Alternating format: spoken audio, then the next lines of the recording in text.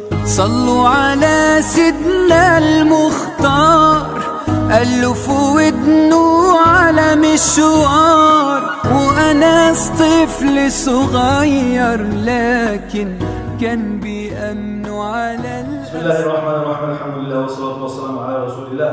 أما بعد، السلام عليكم ورحمة الله وبركاته. Qatın işi betine krem olsun, şoğur oşayan pudrası olsun. Ya da mesela biz eşkinin qatın işi sözü yaxşı bilesiz. El işini şu işten getirip privilekat degenizler qatın işi başka onunla Peygamber Aleyhisselatü Vesselam'ın tanarlı krem degen zatı yok mesela.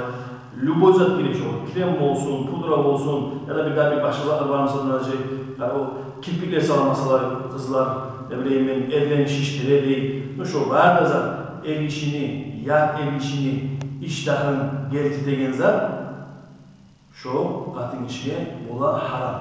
Qatın işine el işine qaragan siyalga bir günah olacak ama qatın işine şolay sürtülüp iyi hissetip çıkan qatın işine olacak 10 günah. Kardeş krem sabah durur. Peygamber Aleyhisselatü Vesselam iyi hissetip qatın işine çıkmasın. İyi his. Nege? Neye durursa? Mesela arayüz gelse, pilyan ezat gelse qatın işten ergişinin işten gele ergişini şeytan şöyle kollama ola. Türlü yaman hakılana onun için qatın işler bola durup şu ergişi işten gelen zamandan kasokta kırga çıkan zamandan saparga kırga çıkan zaman yaktık ergişine bezenmeseniz Allah yanından olacak namusunuz taza.